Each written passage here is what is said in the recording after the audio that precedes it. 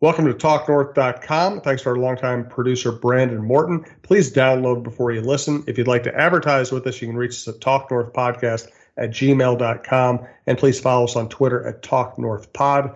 Two promo codes to be aware of. BiteSquad.com. Use the promo code TalkNorth to get your first delivery free. And go to SodaStick.com, the great local apparel company. Use the promo code YouBetcha to get free shipping on any sized order.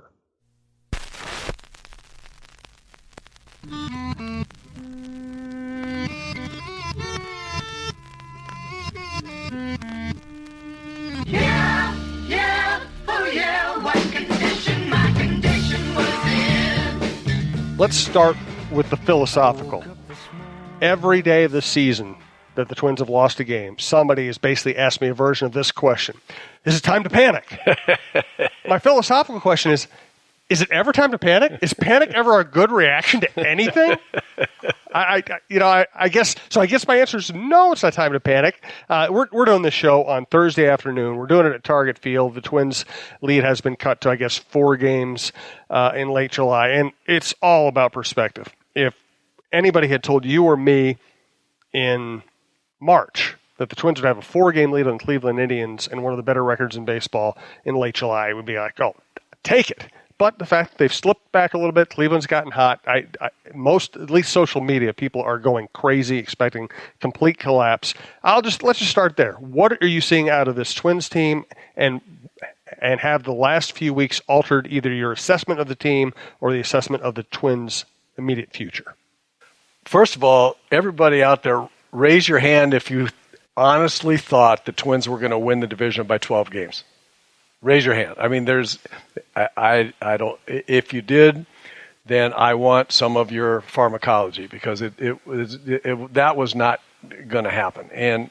And I agree with you. 4-game lead late in July. If you had just told all of us that the Twins were going to be neck and neck with Cleveland all year long, you would say, "Man, this is going to be fun. Maybe they'll win." The fact that they, did anybody think they were going to go 102-60? I didn't. Still don't, right? But I think they're a good team. I think they're going to win the division. And every team that wins a division, you can go back as long as you want, goes through a streak of games where they play an awful lot worse than the Twins have played in this last 3 or 4 weeks, where they've given back a big lead to Cleveland. A lot of that has to do with two things: injuries and the schedule. They had a lot of people hurt, a lot of people banged up and playing still, a lot of people just not in the lineup. I defy anybody to lose their 4th-place hitter like they did Eddie Rosario for 3 weeks or however long that has been, and maintain the same offensive production, and at the same time be without C.J. Cron, who's had a marvelous year, and at the same time have Nelson Cruz slow down a little bit and not be swinging the bat as well. I mean, how can you expect that?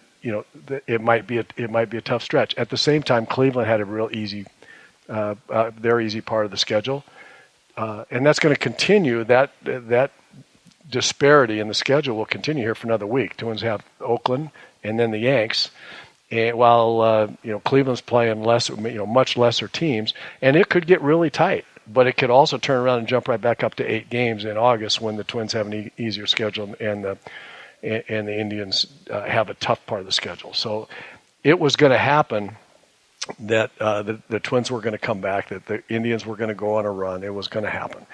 The only other thing that I'll say about that is we've also talked on this show about some reversion to the mean happening and not really knowing where the mean is for a lot of these younger players, right? We don't know where Kepler's mean is in the range of, every year Kepler's going to do from this to this, low to high, and we can expect, the mean to be, these kind of stats. And the same with Polanco. I mean, we're looking at Polanco hitting 340 for a good, for 2 months of the season, and now he's hitting 305 or 300, whatever it is. Well, we don't know if 305 is the bottom end, or 280 is the bottom end, or 320 is the bottom. We're gonna find out about all these guys. We're gonna find out about Buxton, and where's the mean for them? They haven't been in the league long enough to know. So I think it's reasonable to think that the way they pounded the ball the first 2 months of the season was not going to carry on for 6 months. I want to talk about Luis Arraez. I know I don't pronounce his name exactly right. That's the best I can do, unfortunately. We're going to take some Twitter questions, talk about trade scenarios. Do want to thank, first of all, let you know, this is Roy Smalley's Chin Music, part of the TalkNorth.com podcast network. And thank you to Berry Coffee, berrycoffee.com. I started my morning with it today, as I always do. And Tony Hoaglund, your State Farm agent in Champlin. Thanks also to Bite Squad for sponsoring the network as a whole. Bite Squad, promo code TalkNorth, gets your first delivery fee waived. I'm not surprised the Twins had a 3-game losing streak during the season. I'm surprised it took this long to get to one. You bet. The only bone I will throw to those who are panicking is I will admit that it's been a sloppy couple of games. The Mets are not a good team, and the Twins really, really gave away. And it reminded me something of this too. I'm going to throw this at you. They came out and they played a lousy first inning on Tuesday. They gave the Mets 2 runs. That ends up costing them the game. Otherwise, they wouldn't have had a 3-game losing streak. And it reminded me of something Herbeck said once. He said, I know this sounds like an excuse, but human beings, when they get back from a road trip, their first day back, they get distracted. They get back to seeing their wife, their kids, their yard work, their honey-do lists, their girlfriends. You tend to relax. So as big an advantage as playing at home is, that first game isn't always the day that advantage manifests itself. Yeah, it's a great point. Baseball players are human in that regard, and regardless of what the reason is, whether it's distraction, lack of focus, or what I tend to think it is, that in 162 games, as Gene Mauch said to me one time after I had a particularly lousy game and I was pretty upset about it, he said, "Hey, when you left spring training this year, facing the 162 game schedule, you knew there were going to be days that thrilled you to death and days that made you want to puke." And he said, "So go puke and get it over with. Come back tomorrow and let's go." Right? And last 2 games have made the Twins players and all the rest of us want to puke. I guess they played really sloppy baseball, uncharacteristic. I saw some things on Twitter with, they used to be a good defense team. Now they're the Keystone Cops. How long ago are you talking about? They used to be. I think they were a good defensive team this weekend. Last week. Yeah, last weekend. Yeah, so you have lousy games, and you can have lousy games and lousy at bats as a whole team, where everybody is puking, right? But they're a good team, and that's going to turn around. Again, we're going to Twitter questions. We're going to talk about some of the various hitters. I have an observation about Buxton. We're going to take a couple Twitter questions. We do want to thank Berry Coffee, berrycoffee.com. They've been sponsoring us for a long time. I start every morning with Berry Coffee, a machine I got from Berry Coffee, coffee I purchased from Berry Coffee. I just re-upped, and they just make it so easy. And you know what? Did you figure out how to clean it? Yes, I did. Good. And you know what? People at Berry Coffee help me. It's like, that's the thing, is that we've all become so automated, and I've dealt with, and I'm not going to use the company's name, moving stinks. And in the course of moving over the last couple of months, I've had to deal with a lot of companies. You know how many companies have good customer service these days? Oh, isn't it something? Let me count 4. 4 in the world have good customer service. Nobody has good customer service anymore because their idea of customer service is sending you to a bot. Yeah. And hoping that bot already has a built-in answer to your question. You can't get to a human being. So whether it was cleaning my machine or ordering new coffee, I called Berry Coffee. I dealt with a very nice person who said, "Oh, yeah, I remember you. Here's your deal. I'm going to send it to you. You're in the system." And it was not only easy, it was pleasant. It wasn't a machine. So, that's just one of the many ways you can benefit from. We tell you, if you have a bar, restaurant, home, office, whatever, you want Berry Coffee. But the great thing is you're dealing with not only human beings, but really helpful human beings. Go to berrycoffee.com and check it all out. Get yourself a machine. Make coffee at home. It'll be better than anything you buy anywhere else. Luis Arraez.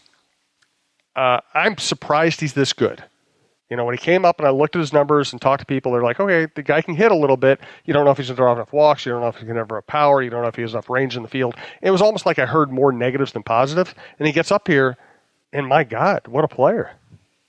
he had maybe the most unbelievable at bat I've ever seen in my life. The other night, and I agree with his manager Rocco Baldelli. There may not be one other person in the world that could have done what he did. 0-2 count on Jonathan Scope, and on the second strike he pulls an intercostal muscle or abdominal muscle of some kind, and he can't go. They send Luis Arias up there, 0-2 against a guy throwing 100. I mean, the pitch that he saw, the first pitch he saw cold, and by the way, he didn't have a chance to go down and take some swings. No, he didn't. He was, because he's standing there looking at the bench going, is Jonathan going to be able to continue or not? I'm looking, Should I get my helmet? What should I do? So cold, he walks up there to the plate. First pitch he sees is 98 for a strike, fouled back. Next one he sees is 99, fouled back. Next he sees 100. And he just keeps fouling balls off and taking them if they're not strikes, and works that count to 3-2. And the crowd is going with every ball that's thrown. As he gets closer to getting through this at bat, the crowd is more and more vocal and on his side. And it was wonderful. And darn if he didn't pay it off with a walk. Maybe the best at bat I've ever seen, given the circumstances. It's funny because I was writing about Luis that night, and I was at the ballpark, and of course I had to revamp my story on Deadline to include that at bat because the at bat was so smart. And I'm sitting there thinking that's probably the best at bat I've ever seen. But it's late at night, and I'm on Deadline, and I don't have time to really vet that thought, so I kind of underplayed how good the at-bat was, and then I hear Baldelli say what he said, and you say what you said. I mean, it was stunning. It was the best thing I've seen. And the thing about him is that for a young guy, he has the innate ability to be efficient with his hands, getting the big end of the bat to the ball in the zone. And you can't teach that. That's a Rosario kind of thing. It's an Arias kind of thing. There's no wonder why he's hit 300 every place he's been in the minor leagues as he's come along. The thing that I've been as impressed with is that he doesn't swing at the balls outside the strike zone. I mean, it's incredible. He swings at strikes, and then that's it. Now, he doesn't hit them hard all the time. Hits a fair amount of them, big percentage of them hard. He's hitting whatever. He's hitting 380-something and hitting 390 against left-handers. So, I mean, he's done some very, very impressive things. But what I like about it as much as anything is the fact that on top of his having a lot of talent, he takes pitches outside the strike zone. He doesn't expand. He doesn't chase, and that's really pretty good. Now, he doesn't run real well. Right. He's just an average runner. And he doesn't have any power for the most part. And so, I mean, that's who he is. He's a singles and doubles hitter that should have a high on base percentage and should be able to give you a good defensive effort wherever you put him. That's a pretty good guy to have. Yeah, it sounds like next year's leadoff hitter to me. Could be. It could be hitting, leading off playing second base. You don't know. And Jonathan Scope's having a nice year. He's driven in some big runs, hit some big home runs in big spots. So you're not going to just rush him out of there. But they certainly have options with the rise in playing him around the infield. It's really interesting to me that for all the injury problems this team has had, and most of them are minor injuries, but they've all kind of taken a toll or been nagging. Byron Buxton's the one person when he's out of the lineup, this team has a really bad record. And why do you think that is? I really can't say for sure other than the obvious, which is I'll say a couple of things. One, there's an energy, and everybody knows it. Even his manager knows it. There's an energy that there's a different vibe on the field and in the club, in the dugout during a game when he's in the game.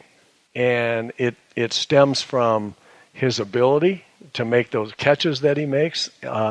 It stems from everybody's heightened anticipation when he walks up to the plate because you don't know what might happen. He might hit a ball out of the ballpark, or he might hit a two-hopper, in the hole or, somewhere, and you watch the infielders, their hair catch on fire, knowing how fast they have to get rid of the ball to get, throw him out at first base. There's his ability to go from home to third better than anybody, first to home. There's just this anticipation of something great happening all the time, even though it doesn't happen all the time. There's this anticipation. And the other more, straightforward thing is he's pretty good against left-handed pitching. And if he's out of the lineup, then you're not as good against left-handed pitching. And so when you run into that kind of scenario, that contributes, and he's been better against right-handed pitching as well, enough so that his hits, and if you look at his RBIs and his runs scored, they're in huge parts of games, huge situations. He just seems to be a part of the mix, and when he's not in there, everything feels different, and as a matter of fact, is different. Thanks to Tony Hoaglund, Hoaglund, your State Farm agent.